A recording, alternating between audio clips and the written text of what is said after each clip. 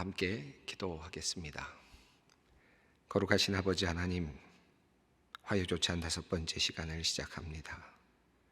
주님을 찬양하는 일, 주님께 영광을 돌리는 일이 우리의 첫 번째 일임을 기억하면서 오늘 이 시간 초대교회로부터 또 지금까지 불려졌던 노래들을 함께 배우면서 우리가 어떤 찬양을 드려야 할지를 함께 배웁니다. 하나님, 이 시간 성령께서 함께하여 주셔서 우리가 단지 찬양의 가사를 알고 배우는 것을 넘어서서 하나님께 진정으로 영으로 찬양할 수 있는 마음이 뜨거워지는 귀한 찬양의 시간이 되게 하여 주시옵소서. 시종을 주님께 의탁드립니다. 우리 주 예수 그리스도의 이름으로 기도드리옵나이다. 아멘. 사랑하는 소망교회 성도 여러분, 그리고 남선교회 성도 여러분, 오늘 화요조찬 5번째 시간을 시작합니다. 오늘 주된 주제는 아이작 와츠의 찬송 그리고 웨슬리의 찬송입니다. 아마 여러분 이름들은 들어보셨겠지만 잘 모르시는 분들이 꽤 많으실 것입니다. 특별히 왜 아이작 와츠인가 또 웨슬리인가 라고 물으시는 분들도 꽤 있으실 것 같습니다. 이것이 특별한 주제가 될 수 있을까라고 생각하실 수도 있겠는데요. 사실 이 두 분이 지은 찬송가가 우리 찬송가에 상당히 많이 실려 있습니다. 그것을 한번 확인하는 것도 의미가 있을 것 같고, 또 이분들의 찬송가는 어떤 특징이 있는지 또 그것을 아는 것도 의미가 있을 것 같습니다. 또 찬송의 역사 속에서 이분들이 가지는 그 의미, 이분들의 찬송이 가지는 의의가 무엇인지를 아는 것도 또 굉장히 값진 일일 것 같습니다. 오늘 이 부분에 대해서 함께 여러분과 함께 말씀을 나누고자 합니다. 지금까지 우리는 찬송에 대해서 배웠는데요, 특별히 성경에 많은 찬양들이 있다는 것을 알았고, 그 중에서도 아주 대표적인 찬양이 시편이라는 것을 알았죠. 그리고 이 찬양들이 계속해서 초대교회로부터 계속해서 불려져 왔다는 사실도 우리가 배웠습니다. 또 아주 짧게 만들어진 송영이 있어서 그 송영들이 다양한 곳에서 사용되었다는 것도 우리가 배웠습니다.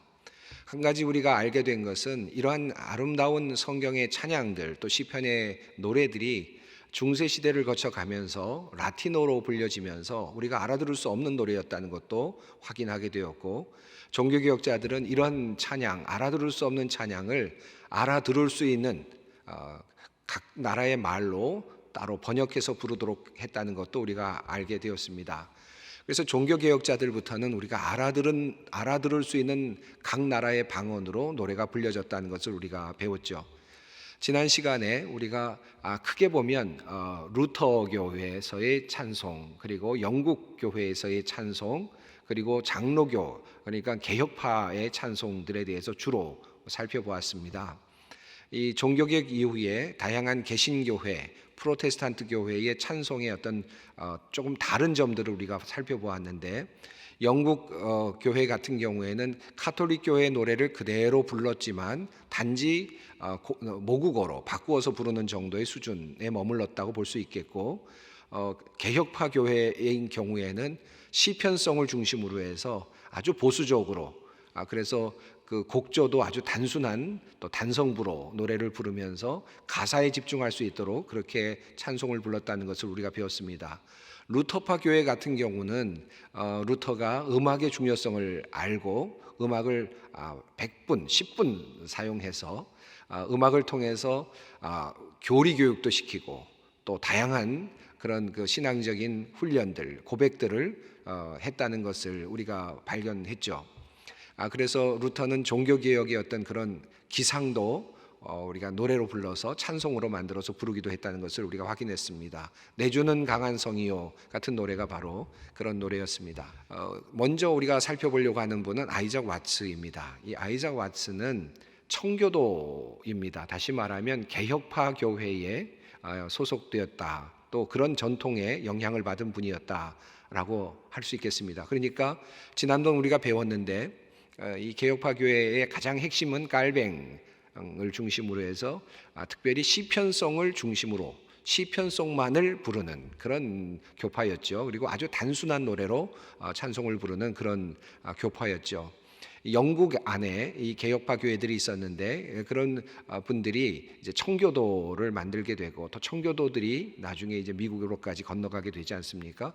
이 아이작 와츠는 청교도의 영향을 받았고 아버지가 또 청교도였고 그것 때문에 많은 불이익도 영국에서 받았습니다. 그리고 나중에는 청교도에 해당되는 그 회중교회, 독립파 회중교회의 목사가 되어서 목회자로서 봉직하면서 많은 시를 쓰고 또 많은 찬송가를 쓰게 되었습니다. 이 아이작 와츠의 찬송의 그 특징이 있는데요. 이 개혁파 교회가 시편송만 부르고 있었던 그런 그 전통 안에서 개혁파 교회가 이제 조금 더 진일보하는 찬송의 그 범위가 넓어지는 역할을 한 사람이 아이작 와츠입니다. 우리가 이런 이제 그 생각을 우리가 지난 시간 여러분께서 강의를 들으신 후에 이런 생각을 하셨을 거예요. 우리 장로교회가 시편송만 부르는 것을 깔뱅이 가르치고 그것을 강조했는데 어떻게 우리는 지금 이렇게 다양한 노래를 부르게 됐을까? 찬송가와 같은 노래를 부르게 되었을까? 궁금해하시는 분들이 아마 있었을 겁니다. 그 해답에 매우 중심에 아이작 와츠가 있습니다. 이 아이작 와츠는 청교도의 그 영향을 받으면서 자라났지만 그의 생각은 좀 달랐습니다. 다시 말하면 시편송만 부르는 것이 아니라 당연히 시편송이 중심이 되어야 하지만 그러나 시편송을 넘어서서 이 시편도 그냥 시편이 아니라 시편도 신약 성경의 어떤 바탕 아래서 이 시편이 다시 재해석되어야 된다라고 하는 그런 생각을 했죠. 그리고 한 걸음 더 나아가서 이 아이작 와츠는 그냥 성경에 있는 노래를 그냥 부르는 것이 중요한 것이 아니라 부르는 사람들의 그 마음, 부르는 사람들의 삶의 자리, 이런 자리에서 노래를 부를 수 있어야 된다라는 그런 입장을 갖게 되었습니다. 이 입장은 지금 우리들에게는 매우 당연한 일처럼 보이지만 그러나 그 당시로서는 굉장히 파격적인 아주 진일보하는 그런 것이었습니다. 그래서 당시에는 이렇게 노래를 부르는 것 때문에 이단으로 이렇게 정죄될 그런 위기까지 몰릴 정도의 그런 상황도 있기도 했습니다. 청교도인들이라면 당연히 시편만 불러야 되는데 아이작 와츠는 그렇게 하지 않았고 다양한 노래들을 이제 부르게 되었죠. 이 아이작 와츠는 당연히 청교도이기 때문에 아주 하나님께 부르는 노래가 웅장하고 그리고 아주 우주적인 그런 노래들을 많이 만들기도 했습니다. 그러나 아이작 와츠의 그 찬송가 작사의 그 원리를 보면 진지하고 그리고 아주 우주적이고 그러면서도 아주 단순하게 하나님을 찬송하는 그런 내용들을 담아야 한다고 생각했고 무엇보다도 찬송을 부르는 사람들의 어떤 감정 이런 부분들이 담겨져야만 한다라고 하는 입장을 갖게 되었습니다. 그래서 1700년대 17세기 또 18세기에 이제 이르면서 이제 사실은 그 당시에 사회 상황이 많이 바뀌었는데요.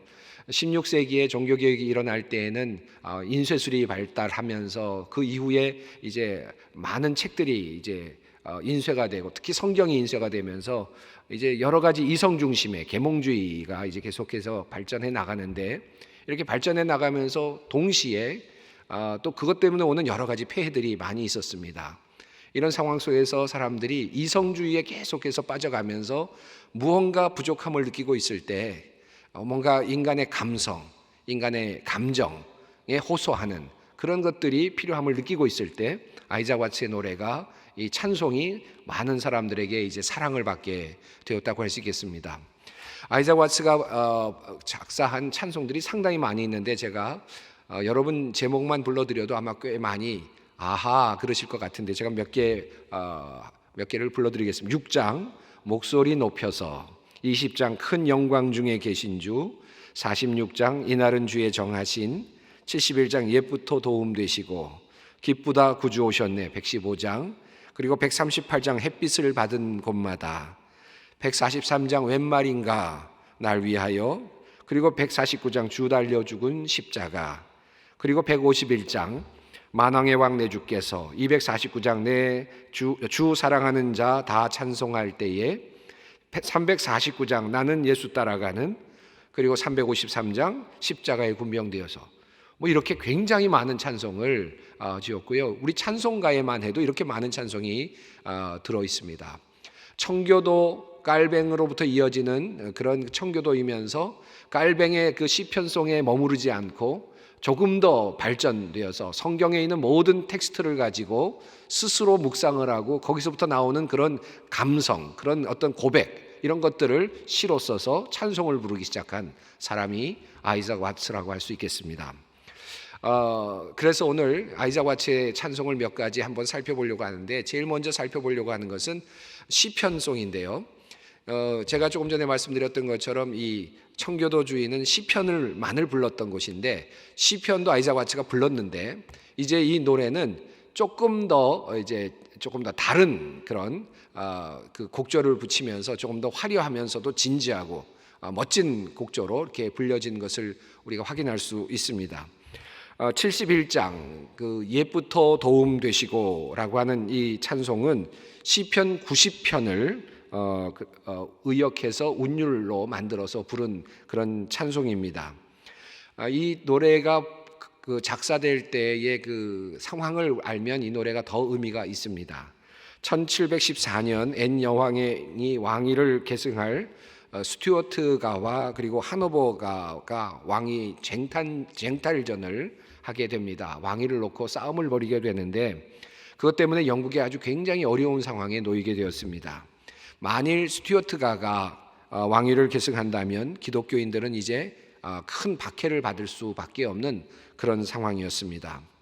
왓슨은 이런 사람들, 그러니까 이 기독교들, 개혁파 교회들이죠. 이런 교회들이 지금 교인들이 영국에서 굉장히 두려움에 떨고 있을 때 하나님께서 그 도우신다라고 하는, 하나님께서 우리를 돌보신다라고 하는 그런 그 신앙의 고백을 가지고 시편 90편을 다시 이렇게 글로 다시 정리해서 노래를 만들게 되었습니다.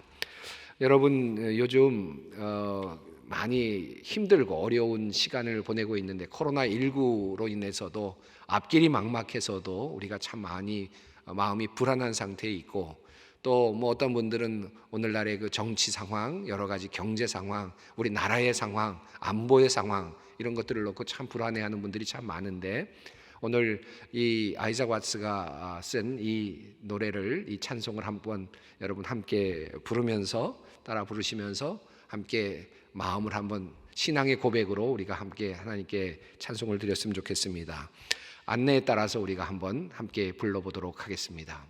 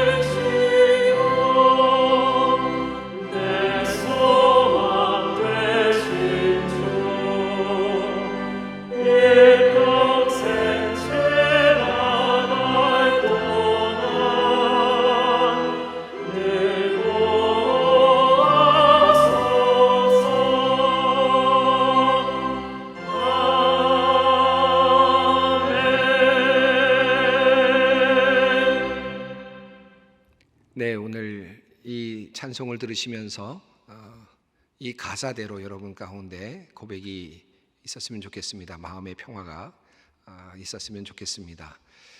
이 찬송은 시편 노래입니다. 앞서 지난 시간에 배웠던 시편송하고 어떻게 다른가요?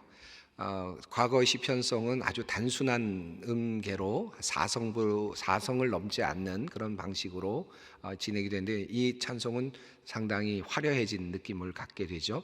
이제 시편이라고 하는 주제는 같은데 노래가 이제 좀 더 화려해지고 있는 것을 확인할 수 있습니다. 아이작 와트의 이 찬송의 그 핵심은 시편을 이어가고 있다는 것도 매우 중요한 일이지만, 그보다 더 중요한 것은 이제 인간의 해석을 이제 담고 있다는 것이 아이작 와트의 찬송의 아주 특징적인 것입니다. 성경 말씀을 읽고 묵상한 다음에 그것으로부터 나오는 자기 자신의 어떤 고백을 찬송으로 만드는 그런 시도들을 하기 시작했습니다. 그 중에 대표적인 것이 주 달려 죽은 십자가라고 하는 찬송이죠. 여러분 잘 아시는 찬송입니다. 갈라디아서 6장 14절 말씀. 그러나 내게는 우리 주 예수 그리스도의 십자가 외에 결코 자랑할 것이 없으니 그리스도로 말미암아 세상이 나를 대하여 십자가에 못 박히고 내가 또한 세상을 대하여 그러하니라.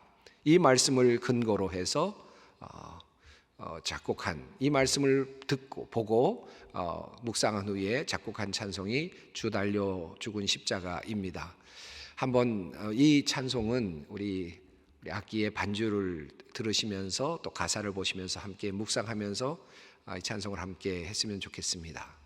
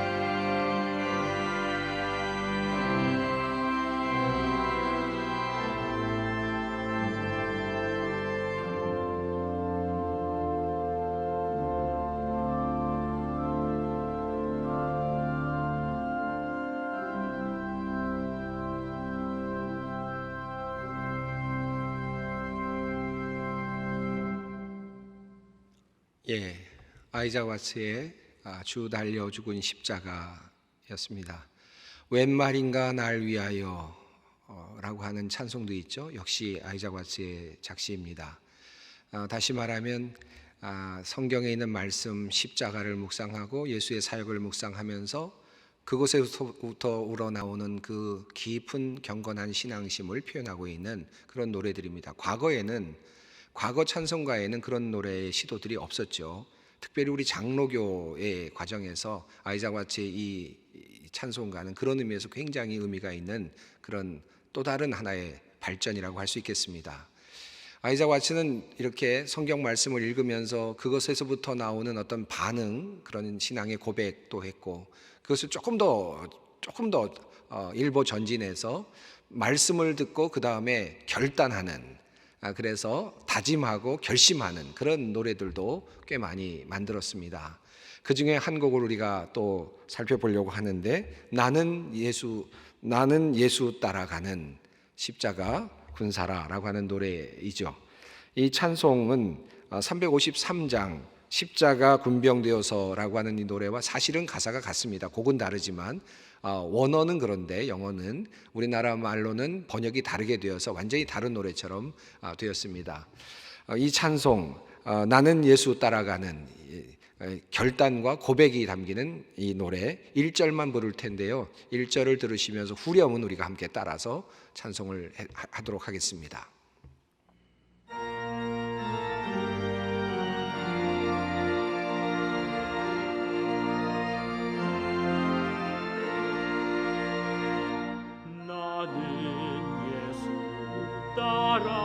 따라가는 십자가 군사라 주 이름 증언하기를 왜 주저하리요 다른 군사 피 흘리며 나가서 싸울 나 혼자 편히 앉아서 바라만 보리요 다른 사람 어쩌든지 나 주님의 용사되리 나는 주의 의사되리 조사를 맹세하여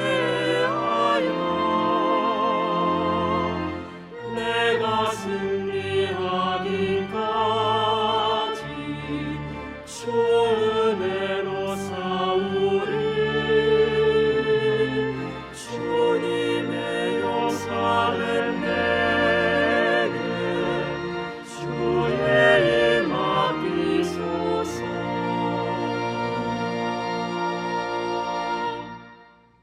네, 아이작 와츠의 찬송들을 살펴보았습니다. 이제 찰스 웨슬리인데요. 이 찰스 웨슬리는 아마 여러분 많이 들으셨던 존 웨슬리, 요한 웨슬리를 기억하실 텐데 이 둘은 형제입니다. 수잔나 웨슬리라고 하는 어머니로부터 태어난 아들들인데 수잔나로부터 태어난 아들들이 자녀가 19이었다고 합니다. 그 중에 9명이 어렸을 때 세상을 떠났고 이 찰스 웨슬리는 아들로서는 막내 아들 18번째 자녀로 태어나게 되었습니다. 그런데 이 가정은 아주 전통적인 성공회 가정이었고 또 나중에 요한 웨슬리는 성공의 신부가 되죠.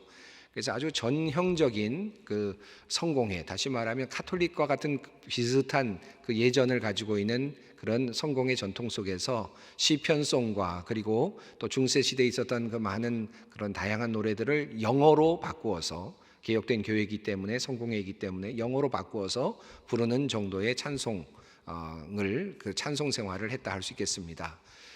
그런데 이 웨슬리는 이 성공의 신부였는데 아주 전혀 다른 방향으로 이제 그의 삶이 바뀌게 되고 신앙도 바뀌게 됩니다. 여러분 잘 들으셨던 예화가 있는데 요한 웨슬리가 이제 성공의 신부로서 또 이곳저곳을 다니던 중에 그 영국의 식민지였던 미국의 버지니아주 쪽으로 이제 조지아군을 미국의 조지아 지역으로 항해를 떠나서 그쪽 지역을 방문하던 중에 폭우를 만나고 폭풍을 만나서 아주 위험한 지경에 처하게 되었습니다. 죽을 고비를 겪으면서 아주 마음의 두려움을 갖게 되었는데 그 배 위에서 모라비안 교도들이 그 믿음을 잃지 않고 찬송을 부르고 있는 모습을 보면서 그가 굉장히 충격을 받습니다. 그리고 자기 자신이 지금 가지고 있었던 신앙이 그냥 일반적인 그냥 명목적인 그런 신앙이었다는 사실을 깨닫게 되고 아주 심한 자괴감을 갖게 되죠. 폭풍이 그치게 되고 이제 돌아온 다음에 그는 계속해서 그런 고민을 하게 되다가 결과적으로는 이제 집회에서 아주 은혜를 받으면서 진정한 신앙이라는 것은 그냥 이렇게 틀로 만들어져 있는 형식적인 신앙이 아니라 스스로 하나님을 만나게 되는 경험이라는 사실을 깨닫게 됩니다. 그리고 성령을 경험하는 것이라는 것도 알게 되고 그 성령의 경험 속에는 감정적인 뜨거워지는 경험이 있다는 사실도 그분이 알게 되었습니다. 그래서 그 이후로부터 성공의 신부에서 완전히 다른 방향으로 나가게 되는데 그렇게 나가게 되어서 만들어진 교단이 감리교입니다.